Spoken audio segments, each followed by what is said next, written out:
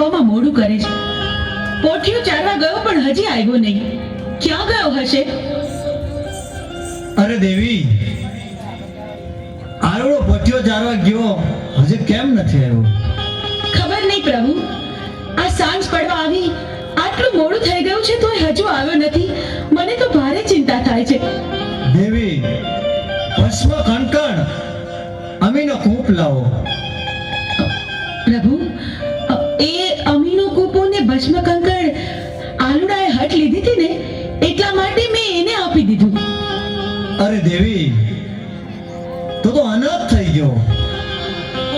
એ આલુડો એક માયાવી રાક્ષસ હતો.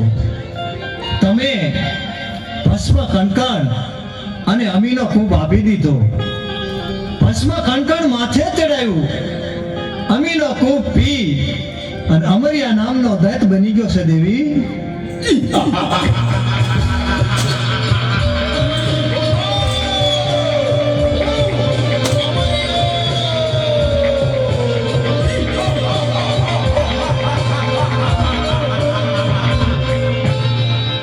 હે લંગોટા, તારી પાર્વતી મને સોંપી દે. અરે રાક્ષસ, તો હું જેમ નાચું એમ મારી સાથે નાચ. શરત મને મંજૂર છે.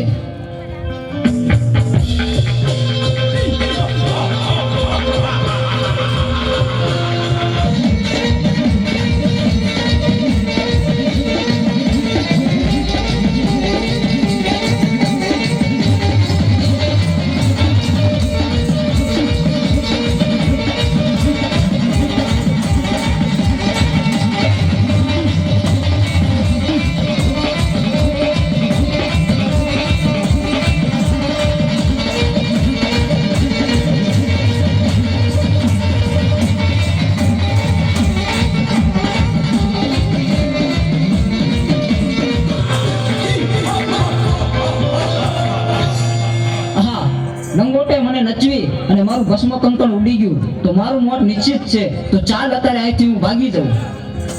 પ્રભુ, પ્રભુ, આ અમર્યો રાક્ષસ તો ભાગી ગયો. હવે શું થશે પ્રભુ? એ તો ભોળી પ્રજાને રંજાડશે. પ્રભુ, પ્રભુ, આનો કંઈક ઉપાય કરો. અરે દેવી, આનો ઉપાય એક છે. 100 મહિનાની નીંદરું લઈને ચોટીલાના પરોપરમાં ચામુંડા સૂતા છે. તો ચારણ જોગીને બોલાવું, એને જગાડે તો જ એનું મૃત્યુ થાય. અરે પ્રભુ, મારું શું કામ છે આજ? આજ મને આમ કાં બોલાયો? અરે, બોલાવાનું કારણ એટલું છે ચારણ જોગી, અમરિયા નામના દત્તે 33 કરોડ દેવાળોને મુશના મોવડે બંધેવાન કર્યા હા છે. પ્રભુ, પૃથ્વી ઉપર હાહાકાર મચી ગયો છે. તો હાલે મારું ડમરું અને માં ચામુંડાને જગાડવા જા.